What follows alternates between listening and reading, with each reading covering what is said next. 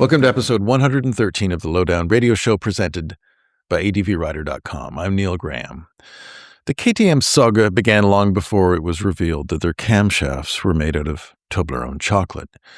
This is a company, after all, that rose from the ashes in the 1990s to become Europe's best-selling motorcycle brand.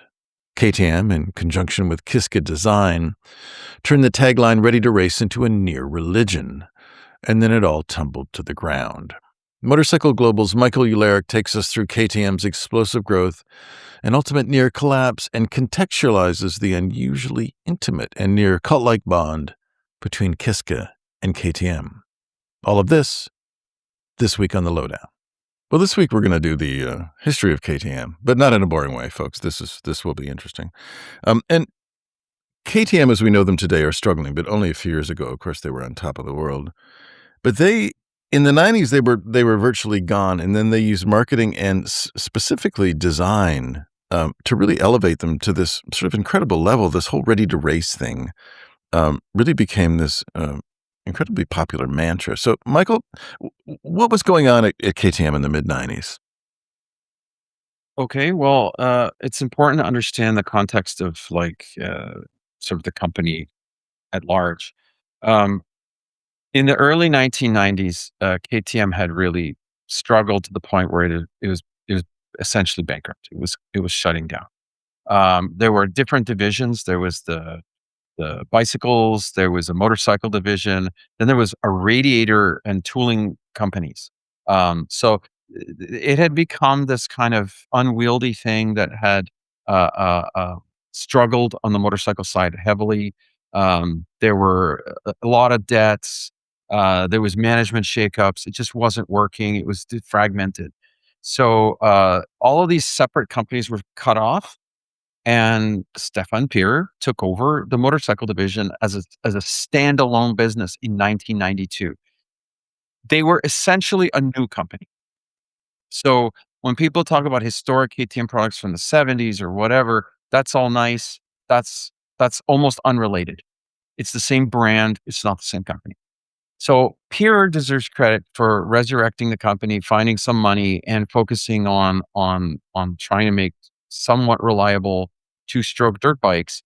And the really exciting thing happens when KTM, Stefan Pierer meets Gerhard Kiska and the Kiska design studio, which according to Gerhard, Gerald, as he sometimes calls himself in English, designed it in his kitchen of his apartment. Um, the bike in question was the Duke, the original 640, 620 Duke. I think you're close. You're Yeah. close. The point was that the Duke was a completely new concept. Supermotos existed. Supermotos owe their origins to urban riders in Paris, who put 17-inch road wheels and tires on enduro motorcycles and made them the ultimate urban assault vehicle. So Gerhard saw that trend. The difference is they were all just ugly square headlight dual sports. He actually styled a complete motorcycle as a street bike, but it was underneath it a dual sport. So it had, this radical, at the time, new technology, which was the projector headlight. So it had two side-by-side projector Oh, I headlights. remember them. Yeah, yeah. Look, I was a young motorcycle enthusiast, and I saw the Duke the first time. I was totally in love with it. It was bold, it was edgy, literally and figuratively. Uh, the tall stance, the wide handlebars, this pointy tail. I liked the sort of proportion. It looked like a grasshopper. It sounded good and it had these, beautiful wheels, and it was cool. I was like, what is this KTM? I've never seen this before. It's 93, 94, 95. I think it comes out in 95, the original Duke. And, it's orange, and it's a color that we don't see in motorcycling. And the orange color is introduced, and Gerhard Kiska told this story many times at designer functions that, he would always tell the story the same way. Yeah, I went through this like complex analysis of what colors were used by different brands. Then he laughs. He goes, actually, I had this orange marker set and I really liked it. Like it's completely arbitrary. Perfect. And then he came up with this awesome story that it was the color of the sunset in Austria on the white snow-capped Alps. Great story, but he himself admits it's an after the fact bullshit story. They had orange left over and they used orange. I actually like after the fact bullshit stories. I think there's Oh, I think there's some of the best ones ever. But anyway, so the Duke sets off this bold design era with this bold color, and Gerhard and Stefan form a partnership that really is quite remarkable and pretty unique in the motorcycle industry. You have an entrepreneur who's focused on growing a business and all of that entails, and then you have a designer. Uh, he's like probably in his 30s at that point, so young guy, who has the not just the enthusiasm, but at 30, you haven't had reality beat the creativity out of you yet. You know, he's still like super optimistic and a little naive. And it's like, we're this little teeny tiny company in a world dominated by Japanese giants. And, you know, the European motorcycle industry is in 1994, 5, 6 is dead. I mean, utterly dead. BMW is contemplating ending the Motorrad division because it's struggling so badly. You know, all the Italians are in various states of cassa integrazione or just which is a kind of zombie state where the government covers your expenses. Um, you know, Ducati in '95 gets taken over by Texas Pacific Group, but it is a shambles. You know, there's literally a hole in the roof of the factory at Borgo Panigale that's been there for like 30 years, left over from a bomb in World War II, and there's rainwater and like pigeons and it's like just they for make it's Michael. It's for ventilation. It's a ventilation thing. exactly ventilazione. Oh, that Um, sounds so much better. yeah. But TPG buys it and, you know, they have the Monster, which is incredible, and the 916, which are incredible, but they can't produce them reliably. They're in debt, whatever. So there's European motorcycling is in turmoil. KTM runs up the middle. They make bikes that are, let's say, premium, but they're just barely premium. They're a little more expensive than what you're gonna get from Honda or Suzuki or whatever. They are unique. They're emphasis on two-stroke, and big, you know, in air quotes, single cylinder, four-stroke dual sports and pure motocross. And they've adopted this really holistic approach. What we now understand as branding, which the Europeans did not understand at all, and the Japanese still don't understand. Which is that Way of life. Isn't that Suzuki's thing? Way of life with an exclamation mark. the one that hurts me the most is Yamaha, a brand Uh, that I adore, but what is it? Covers your heart, revs your heart. revs your heart. Which Oh, sounds like when you know when that happens, you just call 911. You don't wait so you I'm at don't wait for your wife to come home. You just get straight to it. yeah, Make 'cause it I'm having a people cardiac event. people make the call. Make the call. People make the call. But no, KTM Kiska, created this marriage where the Kiska design group, which starts off as really just a handful of really creative young people, understand that you have to do more than just style a motorcycle. It's everything. It's the logo, the brochure, the owner's manual. Later on, you know, as the '90s progressed, the website, you know, the marketing material.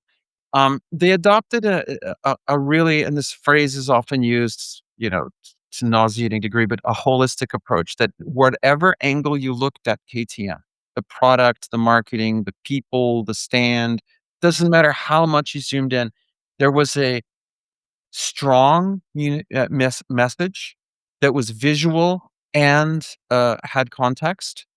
You know, they adopted this ready to race in from their dirt bike background.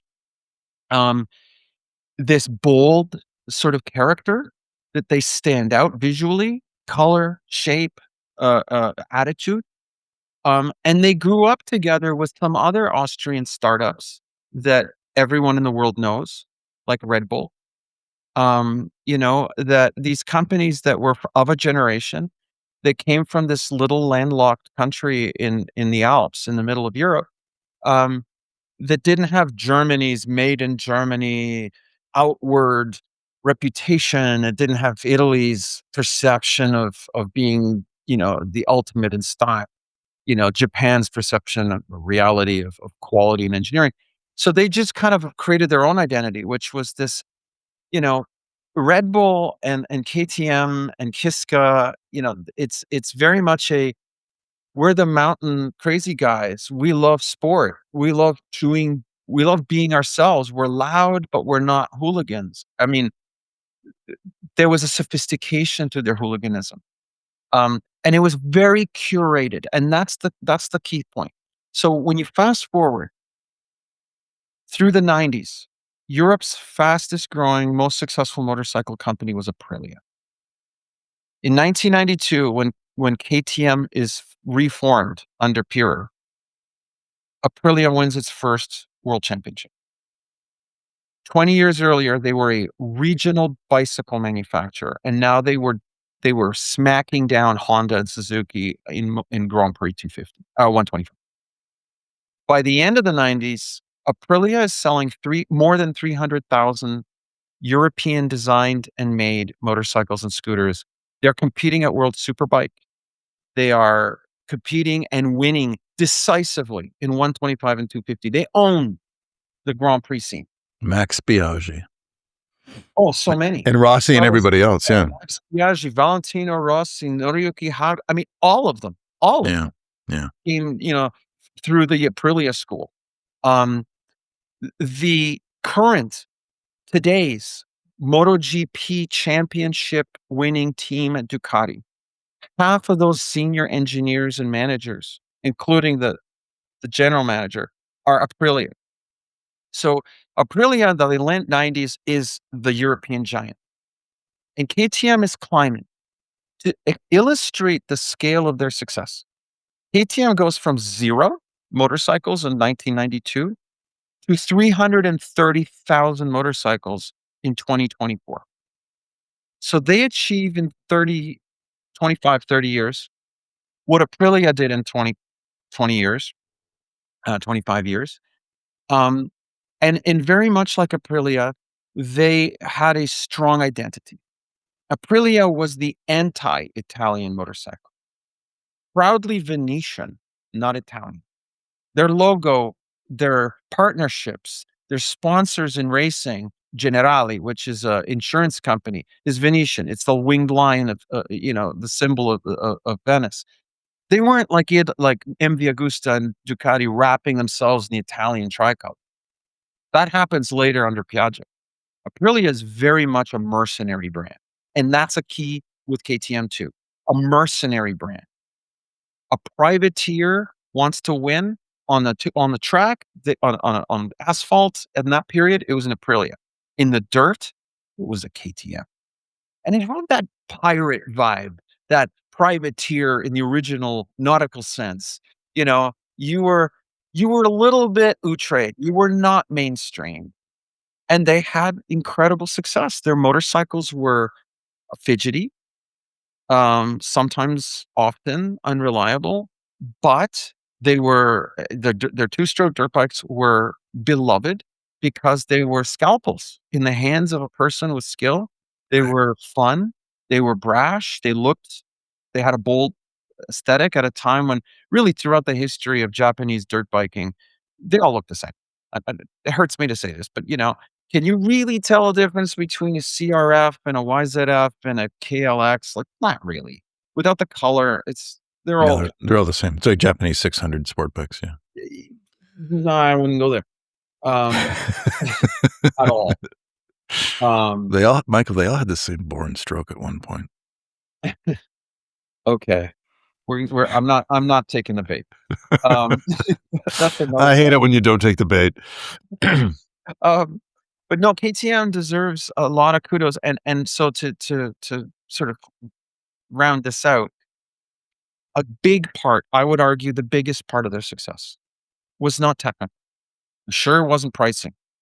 It was product market fit, where they position themselves in the market, And what they did was they, like Ducati later with under TPG, like Aprilia did for all those years before their collapse in 2003, KTM through design and design in a, capital D, like thoroughly, like soaked through every aspect of the company.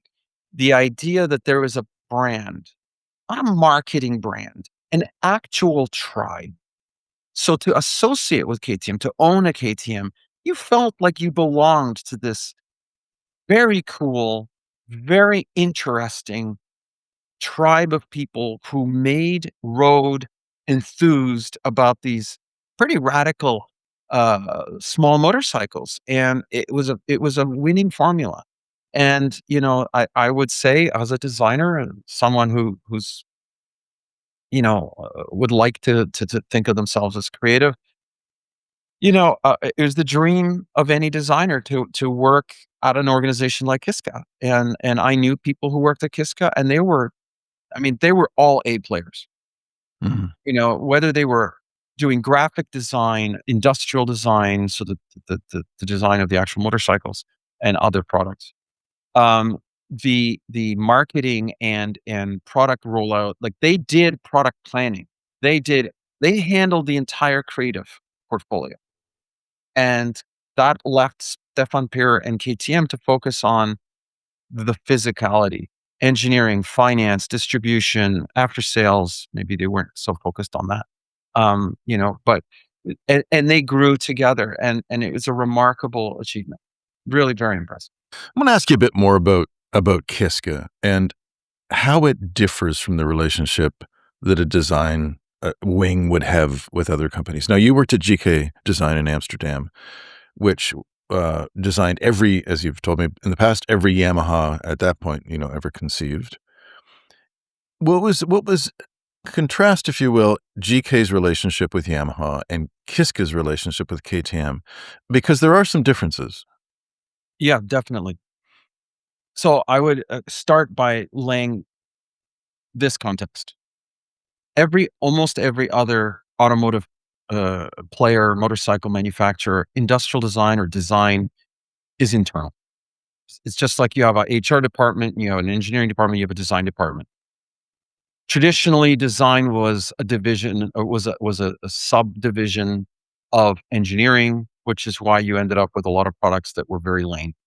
Technically brilliant, maybe, but just kind of mundane. It was like design. Oh, you guys, we're the engineers. We're going to design the vehicle. You guys just put make it pretty. That's when you get weak design. GK, and there's a range, of course, stronger or weaker depending. Um, Yamaha was a tiny company. Let me rephrase that. In 1955, when they made their first motorcycle, they just plain copied a German DKW. When they made their first indigenous vehicle, the YA1, they were a small division of a large company that had been a musical instrument manufacturer and a propeller manufacturer for the Japanese war machine. So they had a lot of metallurgical expertise, and they were looking for a new thing to do. So they were very focused on growing the motorcycle division technically, and had no interest in developing design internally. So they hired GK. They hired Kenji Ekwan, who was later to, with a couple of friends, co-found GK, the company. So that relationship worked. We'll use an external designer. And from the YA1 until really the early 2000s, every single Yamaha motorcycle was designed by the GK Group, which had offices in California and Europe, like you said, in Amsterdam, where I worked, and of course, the main office in Tokyo. Yamaha's approach to design was, this is a walled garden, and it is a beautiful, spectacular place, and it is managed and curated by GK. GK founded by Buddhist monks. And this very Shintoist approach permeated GK, which was that we are here to imbue life, to imbue soul into these objects. I know it may sound hokey. They really believed it. And I will tell you, as someone who worked there, after a while, you start to believe it too. This is a beautiful craft. We used clay GK was the first to introduce the automotive clay process to motorcycle design in Japan because Ekwan-san had actually gone to the art center in California to learn how to design cars. So they brought back some California, innovation, GM design innovation to Japan in the past. But Yamaha didn't cross that wall. Even inside Yamaha's own facilities in Iwata, you're in a Yamaha plant. You need a Yamaha security card to get in. GK staff alone could enter GK spaces inside the Yamaha factory. Yamaha staff could not enter GK spaces without being escorted. That's how much Yamaha respected and siloed design within the organization. The thinking was, we have to let the creatives be creative. We can't pollute them too much. So they had this very phased gate approach when design would interact with engineering and marketing. I think it worked great at its peak. I mean, we get brilliant products, and they are the result of this freedom to navigate design without too much external influence. You don't get a VMAX. You don't get XT500. You don't get the SR or the R1 without design being able to push back hard on the engineering. KTM Kiska was a symbiotic relationship, the opposite of the Yamaha GK relationship. I'm not entirely certain, but Kiska shares a significant minority holding of KTM, which means that he was on the board Mm, himself. So the head of design and brand was on the board. And that means that it helped steer and direct and reflect on the fundamental nature of the business. And Pure and KTM was by far the biggest employer of the Kiska design studio as it grew, and later the Kiska grew. So it also had so the two grew together, and the two definitely influenced each other's business strategy. And I mean, the only way you get that kind of depth of design and brand steeping through down to the most intimate layer of the company of a motor vehicle manufacturer is to have them literally embedded with roots in every little branch of the KTM organization. And I mean, you have a great story about that. Like Kiska literally was involved in everything, every aspect of how KTM operated in order to ensure that brand consistency and that design purity, that it didn't escape everywhere else. Whereas GK, it was like, while the walled garden was great for developing products, GK did not participate in marketing or branding or sales right, right. except as an observer. We certainly sat together with marketing. Like I say, when I was part of the GK Yamaha organization, you'd sit in on those meetings, you'd be asked your opinion, but marketing had its own walled garden. Engineering had its own walled garden.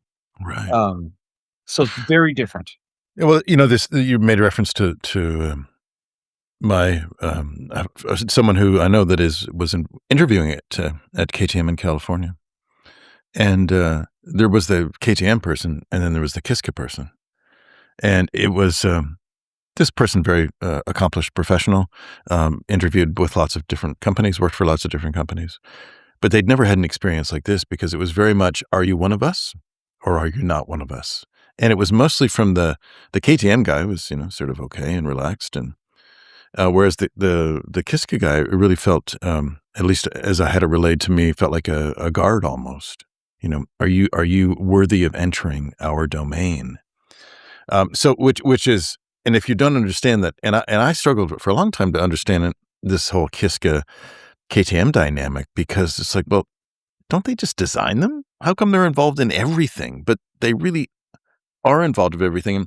And I think one of the things that became fascinating to me is that here's KTM as this niche brand, but it's not, because you go to a motocross race, at some point in the not so many years ago, even now, And KTM has this kind of bizarre duality, which it has the appeal of a niche brand, and yet it's the most popular bike there.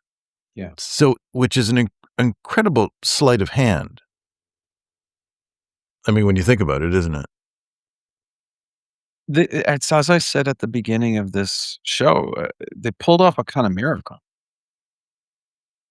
You know, they the miracle of turning a dead company with mostly negative reputation into Europe's largest, by far, Europe's largest motorcycle manufacturer with, double-digit growth for, like, 15 years.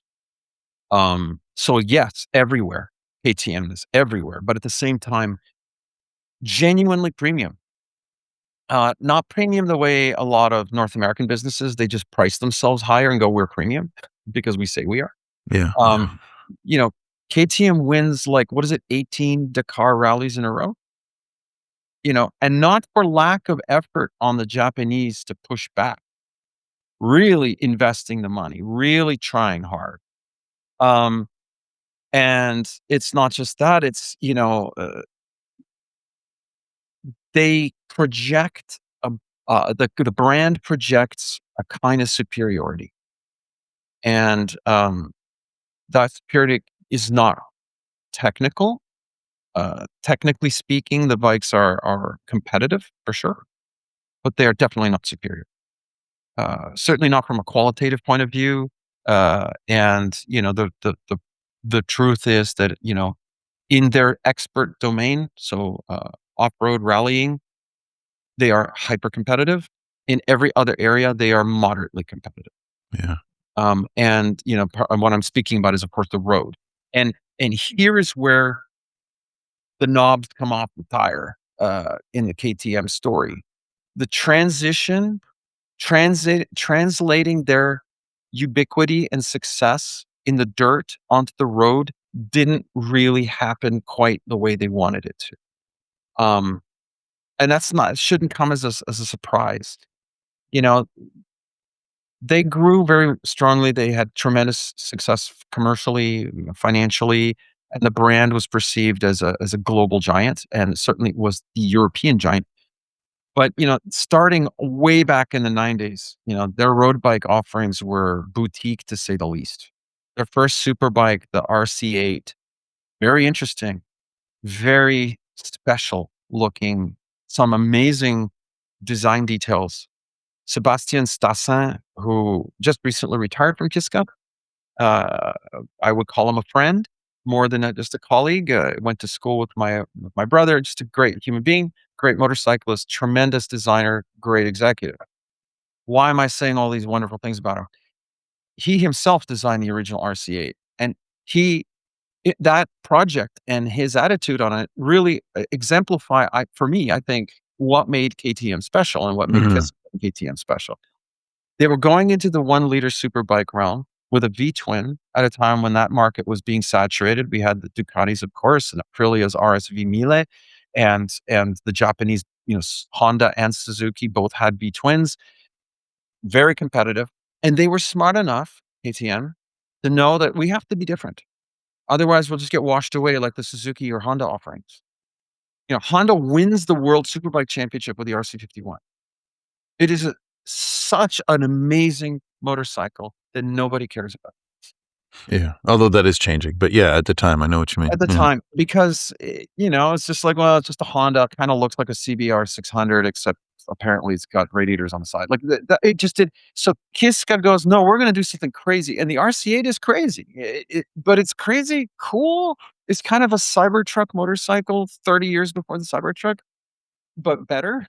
Like, And what actually, was interesting about, if I can jump in, what was interesting about the RC8, I remember riding one at Laguna Seca and elsewhere as well, but there were some beautiful, like all the ergonomics were totally adjustable. yeah. The bars, the foot pegs, and not with aftermarket components, not with power parts that you had to buy, but as stock. And I remember one detail which I thought was really gorgeous, which is that you could remove the mirrors without there being holes in the fairing. Yes. 'Cause for instance, on most Ducatis, I know that you buy a little kit and it's a little plate that goes over where the mirrors used to be. Um, But, little things where it would mount, I can't remember the specifics, but it would essentially mount underneath the fairing, so it was an invisible thing to take off. I mean, the bike was full of details like that. It was designed by people who love design. And as I never owned one, but people who own them found all these things. It was the second glance, it was the third glance on ownership when you realize, like, how the passenger foot pegs mounted vertically rather than horizontally. So you weren't screwing bolts this way, upwards or downwards. It was mounted sideways, which has since become ubiquitous because I meant, like you said, for track, super easy to remove the whole bracket. And then even the bracket itself was a thing of beauty. It was functional and beautiful. And they applied that throughout the vehicle. It was a master class in exactly this kind of profound design, not styling for styling's sake, genuine industrial design, finding solutions that marry technical need and requirements with beauty, with ergonomics and the human factor. And so I use the RC8 as an illustration.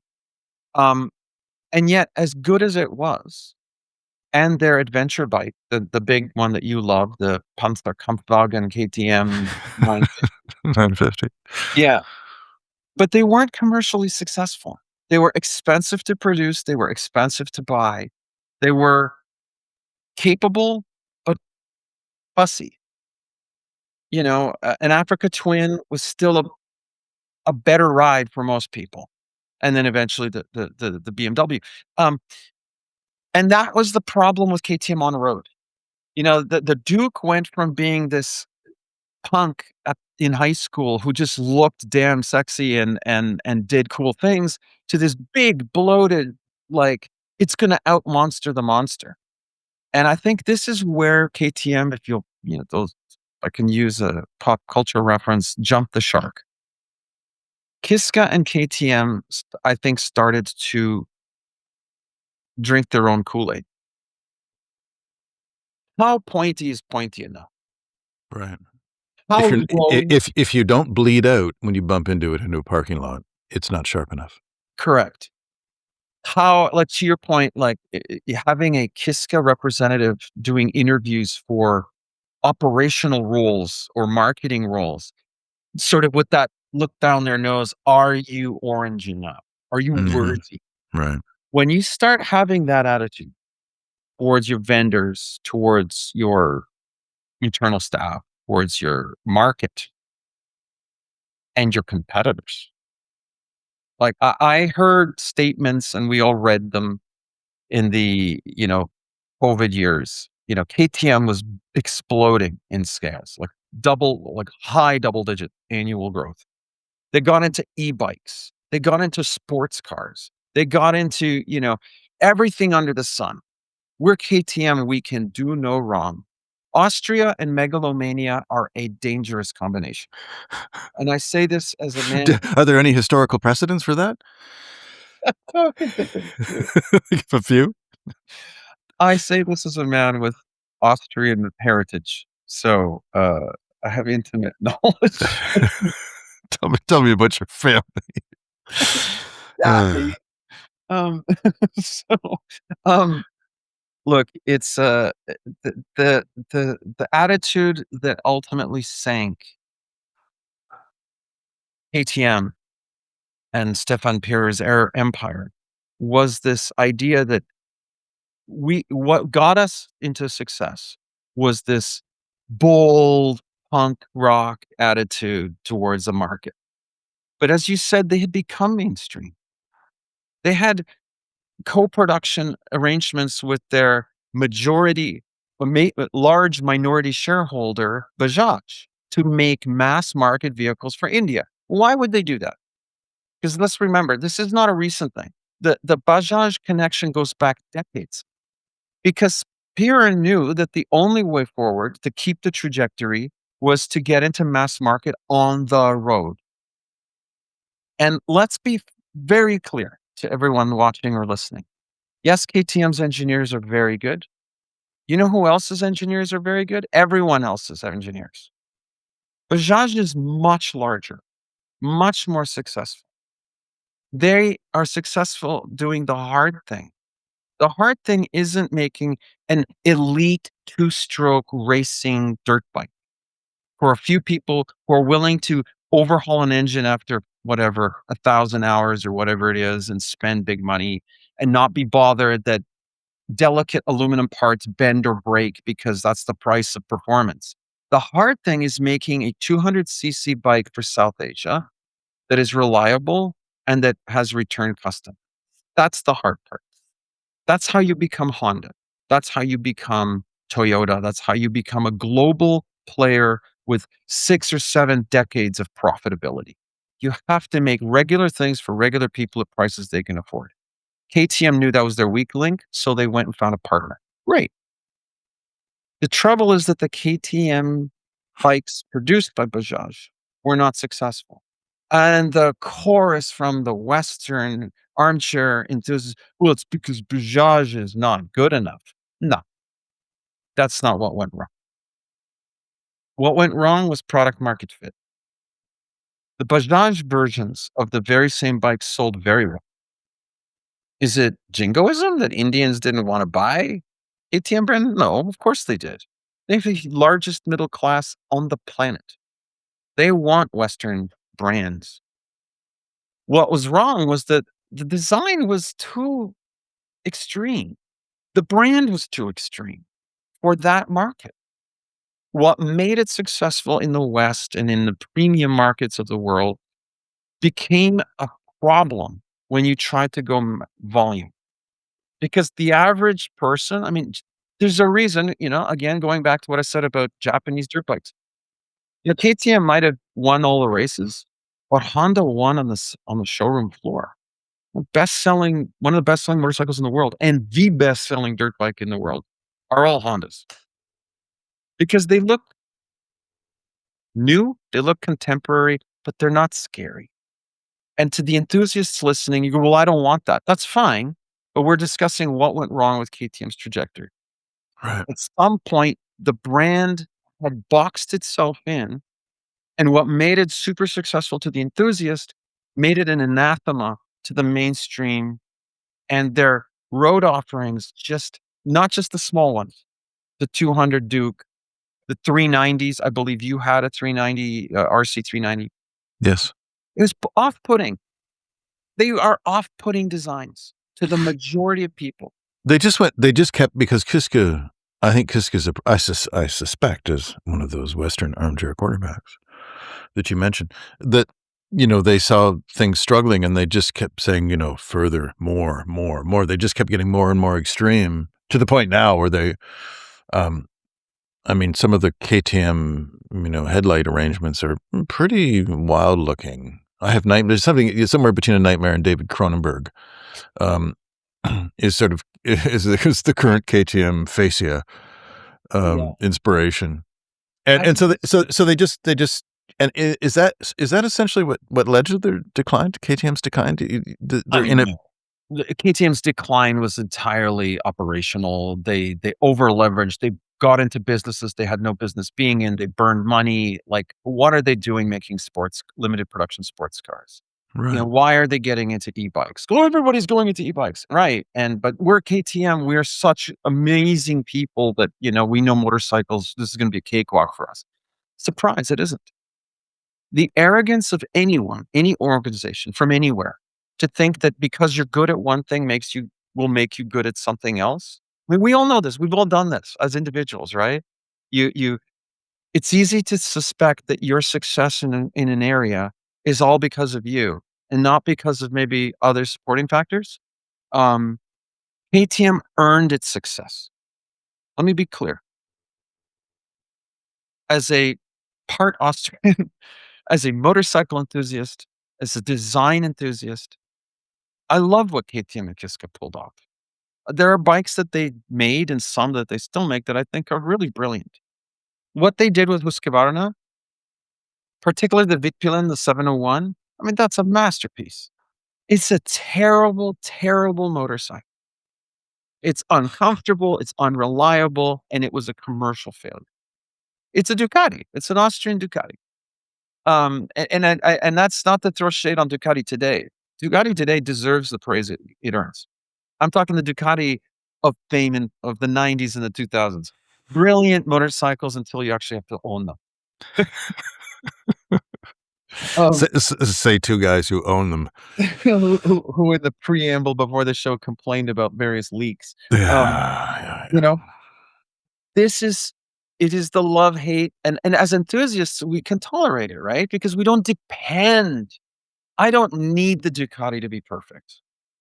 But if you're buying a $7,000 street bike, $10,000 street bike, and the table stakes are that a Indian, Japanese, Chinese motorcycle works every time and doesn't leak and doesn't demand anything of you except gas and once a year or maybe twice a year to give it some attention, some air in the tires, maybe change the oil. This is not a non-starter. So the demise of KTM, I think is clearly they got into massive debt. They overestimated their ability to expand, and then they hit a wall, and that's the part you're intimating. The wall they hit was total was sustainable, obtainable market. The total addressable market of the motorcycle industry is 63 million vehicles a year. Wow. That was in business terms, SAM and SOM. The TAM, the total addressable market, is the thing that Kiska is fixated on. We're at 300,000. We're going to go to 500, to 500,000. Then it's going to be a million. We're going to be a multi-million vehicle OEM. We're going to be in the top 10. How do you get there? Mass market, on road. Cool.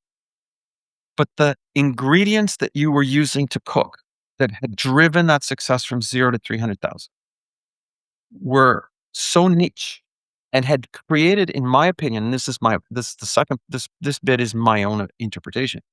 I think they had baked into the company all the way down to the HR interview where Kiska and those guys were doing a purity test. Mm. And you see this on the forums, on ADV Rider and other places. The KTM diehards, they're like Tesla diehards or any other cultists, and I say that with affection. I'm a cultist too, for other things. Um, you know, it creates an atmosphere. It creates a litmus test that puts off most people.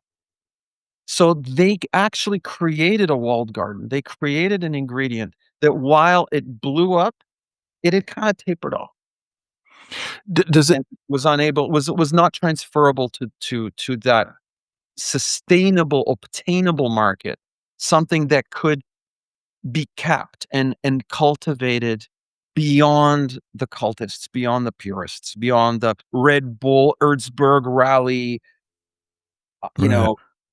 kind of crowd.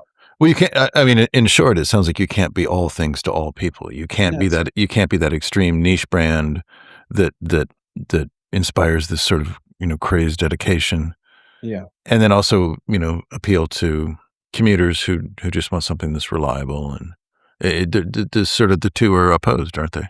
Well, it's very much like the RC51. Honda is all things to all people, and when they do, uh, regularly produce objects of great passion, great brilliance, emotional human brilliance. It doesn't hit as hard. It always does later. You go to the Goodwood Festival of Speed and, Sir John Surtees at age like 271 Yeah. climbs aboard an RC 166. I saw that. I saw that with my own eyes. A man in his 90s needed a stool but he had put on leathers. He needed help getting on. But once he got on, he blipped the throttle. He tore up the hill climb on this ferocious, evil masterpiece of engineering. And Probably that's the 250cc 6-cylinder, correct? 250cc 6-cylinder. I would say, in my opinion, the RC 166 is the greatest motorcycle ever made in relative terms. It's such a smackdown. It's so technologically advanced and superior to anything that had come before it as to be comical. It was a spacecraft. And he got off it and very understated, "It's still got some poke." And, and, we appreciate it now. But at the time, it was derided because Hondas were, the British elite motorcycle media and the European and American Daytona crowd. Wow, Honda. They make, Beach Boys sing about Honda motorbike. They're kind of giggling at a Super Cup. So you're right. You can't be all things to all people. Honda is the magnificent everyman. And as a consequence, doesn't matter how hard they try, whether it's a NSX or an RC166, it's not appreciated until later, and even then only by a select few. Whereas the other side of it is the old Ducati, yeah, to some extent, the present day Ducati, and KTM, which are like, look, we make this very special thing for a very special person. And there's a good business to be had there, like a great, great profitable. We talked about Harley Davidson many times on this podcast.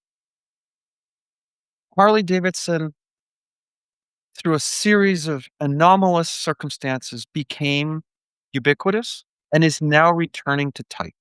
It Yeah. can be a great business like KTM for not a small, but 100,000 people around the world every year will go, man, that is my ultimate expression of motorcycle. Great. Make money, feed people happiness, making this esoteric 1950s motorcycle for the present day. KTM can do the same thing, bigger, but I suspect the KTM brand natural scale is somewhere around 200,000 vehicles. 150 to 200,000. But what's now that Bajaj is a majority No, they own shareholder, it lock, stock, and key. right? They own it. Okay, so now that Bajaj owns it, how is this relationship between the KTM and Kiska and this design history of Kiska? How is that going to play out with Indian owners who may not feel the same degree of devotion to that relationship that either Kiska or Pure had, although Pure is gone? Difficult to say. From what I understand, look, the senior management team at Kiska are almost all gone. Sebastian, who was on the board and was a senior leader, he stepped away. He had a very serious motorcycle accident, and I'm happy to report he's not only recovering, but he's turning his recovery into a new career. Anyhow, he's gone. Others have left. Uh, some of the sort of mid-senior people left over the last few years because they had to lay off people. They had to resize Kiska. Kiska as a company has had to focus away from KTM on work for other companies, for other products, even outside of motorcycling. It is an industrial design and branding studio. They're very good at what they do.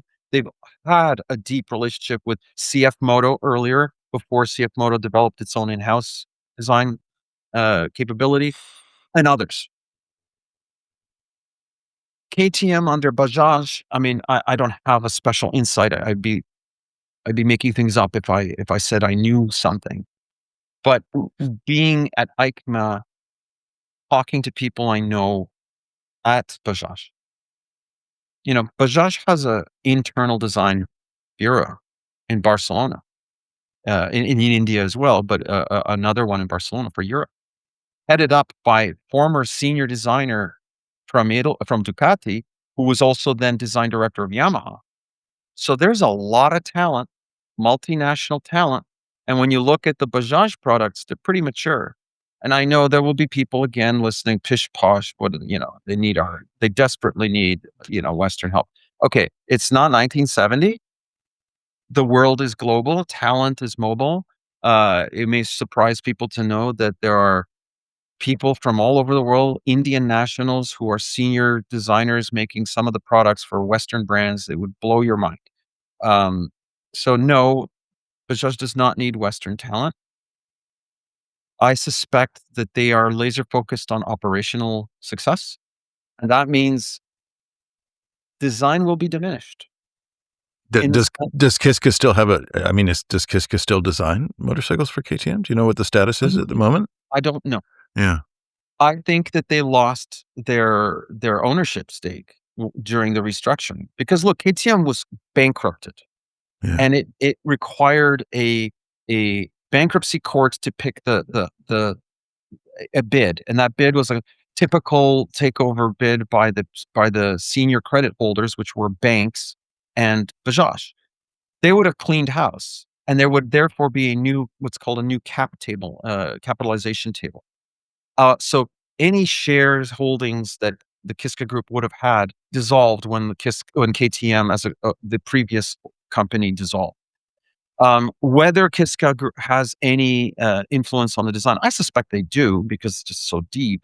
But I think it's much more of a consultant relationship. It's a contract relationship now, whereas before it was a marriage. Yeah. Um, And there's nothing like consulting with your ex. We know how that goes. At to least bring out the best in us. it brings it to that. So let me just to wrap things up. I mean, in terms of business, I have about a kind of a lemonade stand level of comprehension of business. But it seems to me that so many of these brands that we talked about, KTM, Ducati, certainly Harley Davidson, there is kind of a right organic size for these companies to be.